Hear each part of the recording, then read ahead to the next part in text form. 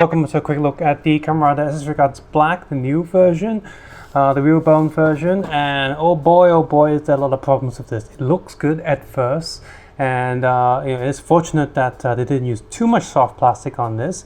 Yes, there's lots of soft plastic on this, and it's not good soft plastic. You see, I don't get it, right? They could have copied other companies. Companies like Figma have used soft plastics for so long. Even stuff like NECA or Hasbro, they've used soft plastics for so long with some painted detail on them a lot of the times, and they don't have problems with cracking and splitting or downright just disintegrating as soon as you get the figure out the box. I am very fortunate that I am not a Ultraman fan, as the new Ultraman Tiger figure that came out used a lot of soft plastic for the chest, the torso, with a hidden clicky joint inside to do more dynamic poses and poses that you see in the show. But a lot of people resulted in the paint falling off as soon as they moved it, or paint cracking from the soft plastic. That's just depressing and sad. And even without that problem, I've seen a lot of pictures where the overall paint quality isn't that good. Considering the original price of that is something around 500 Hong Kong dollars, with the price spiked up to 800 or 900, that's absolutely ridiculous. Black's price also spiked up, but I waited a little bit and I did manage to get it at a slightly lower price. It's like 600 something. So it's still not great, but it's better than what a lot of people paid for. And no, you shouldn't be paying high price, like crazy double prices for these. Just don't. I know it's Kamen Rider Black, I know it's Kamen Rider, I know it's a real bone figure, but paying double, you see, scalpels are a problem, but people paying scalpels is what keeps the problem alive. So try not to do that. You know, these are toys. We don't need them, right? They're not a necessity. Anyway. And one thing this figure really should have come with is extra antenna, like the Ichigo figure. But Bandai's just getting cheaper and lazier these days. I do hope there's some change that will happen once they start moving more. You know, I do hope there's some change that will happen when they eventually move more of their production over to Vietnam or whatever. Who knows? Anywho, so you know what, I'll just open it. So aside from the fist already on the figure, we also have a extra set of antennae, which is very useful because these things are very easy to break. We got some spray open hands, flat palm hands, posing hands, engine hands, and grabby hands. So I'm just gonna put that to the side and never look at them again, or something like that. Oh, my arm's on in a weird angle. It's just not been pushing all the way. Anyway, here is our figure. And I'm not going to compare it to the original one. I do still have it, and I actually intend to keep it because the original one is much easier to play with, just like the Ichigo figure, the original one. And actually looks quite good as a toy. But real bone figure is obviously great for photo shoots and stuff, but this one too. But real bone figure is more of display piece than articulation, even though all the joints are there, so that's a little bit annoying. Anyway, just the aesthetics of this figure is nice. Like the compound eyes look great, the antenna looks great, the overall paint job of the helmet, it's very sharp. Like the overall quality control, like just the overall look and paint job of this is very detailed, right down to the belt buckle and all the little stripes you get in his under his armor. These round pieces are also like detached from the feet to actually cover up the joint, so that's quite smart there. They did that with one of the original figures too.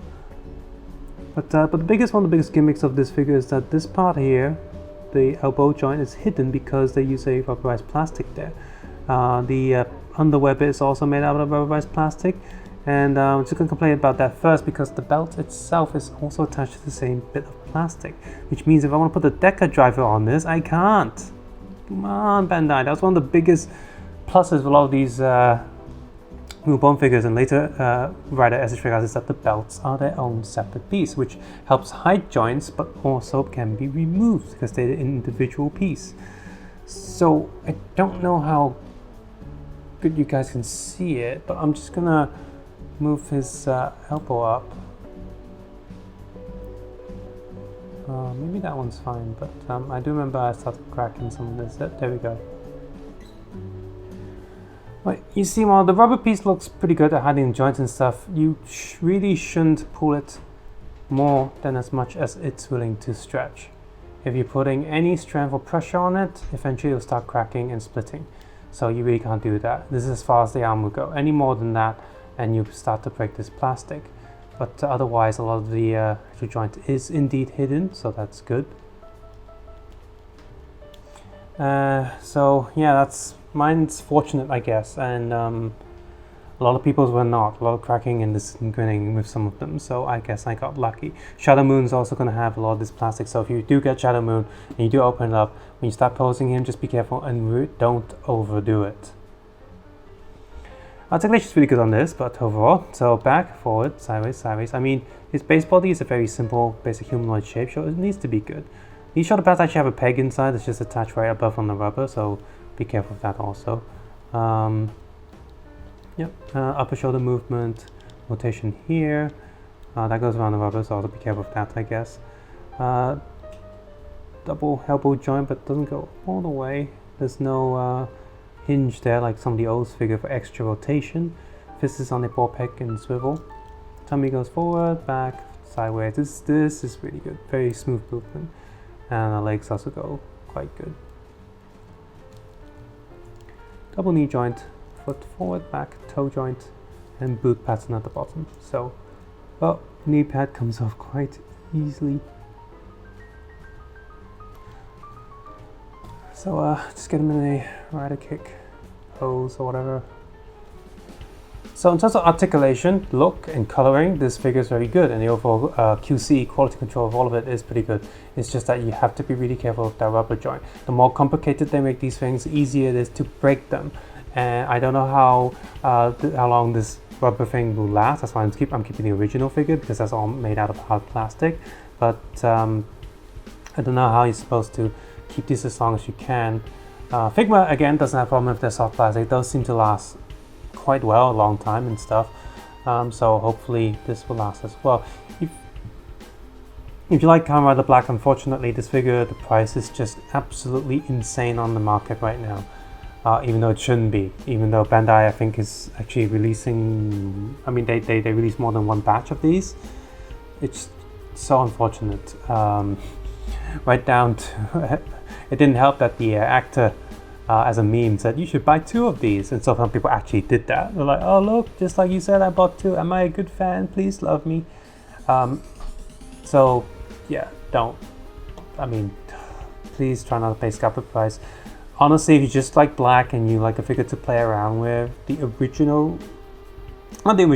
second version release of the Black SHF is pretty decent. I reviewed that figure, I used it in a piece of animation. It is decent. Yeah, I mean, yeah, if you put this side by side, you're going to see a little bit more details on this.